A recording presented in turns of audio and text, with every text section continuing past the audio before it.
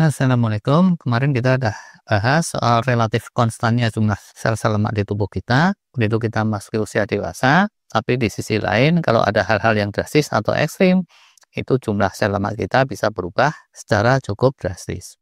Satu contohnya kemarin kita udah bahas ulas soal sedot lemak. Nah, kalau sedot lemak itu sel-sel kan ditarik keluar tuh. Ada apa enggak sih tindakan medis yang berlaku sebaliknya? Yaitu sel-sel lemak malah ditransfer masuk. Di zaman kekinian ternyata itu tuh ada dan ini sudah baku juga. Ini bukan hal yang jarang banget terjadi, ini lumayan sering.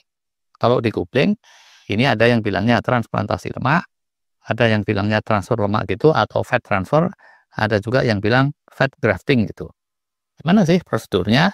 Nah, kalau teknis detailnya ini bukan urusan kita lah ya, tapi secara garis besarnya itu sel-sel lemak disedot gitu dari satu bagian di tubuh, misalnya di perut atau di paha, terus hasil penyedotan ditransplantasikan atau ditransfer ke bagian lain, di mana tambahan volume sel lemak itu diperlukan. Kembali lagi, karena yang disedot atau dipanen itu sel-sel hidup ya, habis disedot dengan metode liposuction gitu yang standar, sel-sel lemak itu dijagain baik-baik. Terus dia menjalani proses-proses pemurnian kayak gitu, habis itu baru deh ditransfer atau diinjekkan ke area target. Jadi ini tuh nggak bisa ngabur juga. Mesti cermat dan mesti kayak mindahin sel-sel itu. Gunanya buat apa? Yang umum fungsinya itu dua. Pertama untuk kecantikan atau kosmetik itu. Keduanya untuk rekonstruksi pasca trauma atau kecelakaan atau luka atau apalah gitu. Namanya zaman kekinian kan ya. Di satu sisi ada yang sedot lemak atau ada yang pengen buang-buang lemak gitu ya. Karena misalnya pipi terlalu tembem lah dan seterusnya. Di sisi lain ada yang melihat, wah kok wajah terlalu cowong nih, pengen pemulihan volume lemak di bagian wajah. Atau ada juga yang pengennya itu untuk nambah bagian yang keriput-keriput.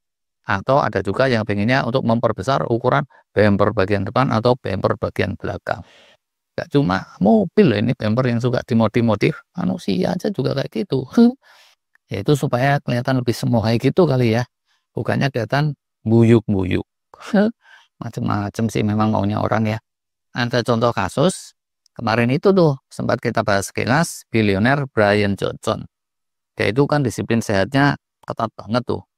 Praktek intermittent fasting aja hampir tiap hari, jam makannya cuma 6 jam. Nah, tipikal nih, orang puasa kalau kelewat intens, di mana-mana kejadian. Ada kecenderungan, terus wajahnya itu jadi cowong. Brian Johnson ngalamin juga rupanya. Dasar bilioner kan ya, duitnya banyak. Dia terus mikir, kalau muka cowong kayak gini, nggak kayak kelihatan muda lah ya. Padahal awet muda itu obsesi dia. Sampai belanjain 2 juta dolar per tahun segala tuh, dulu kita ulas. Teruslah dia konsultasi sama dokter-dokter bedah kosmetik untuk transplantasi lemak ke wajah. Yaitu supaya wajahnya bisa lebih penuh lagi, seger lagi, kayak muda-mudi yang kondisinya prima. Widih, tapi ternyata operasi transfer lemaknya itu nggak begitu aja berjalan mulus. Pasca operasi, bukannya makin jadi ganteng seger kayak muda-mudi, malah mukanya itu bengkak parah di sana sini, astagfirullah. Periksa punya periksa, disinyalir itu reaksi dari alergi-alergi apa gitu. Proses pemurniannya sebelum diinjeksikan rupanya tidak terlalu sempurna. Dan teruslah untuk beberapa lama mukanya tetap aja bengkak kayak gitu sampai alerginya hilang. Setelah hilang ya udah normal lagi. Tapi kalau perasaan saya sih ya, lihat foto terkininya, dia itu tetap aja kelihatan cowong kayak tipikalnya orang-orang yang praktekin fasting terlalu intens. Walau alam. Silakan aja komen tuh buat yang lebih update dengan fotonya Brian Johnson yang terkini. Tapi intinya di sini bukan soal dia. Intinya laki-laki karena transplantasi lemak ini bukan hal yang alami untuk manusia. Hati-hati tuh. Risiko-risikonya tentulah ada. Jadi ini tuh sebenarnya mesti direncanakan secara cermat banget. Nggak bisa jadi urusan sambil lalu atau sekedar iseng belaka.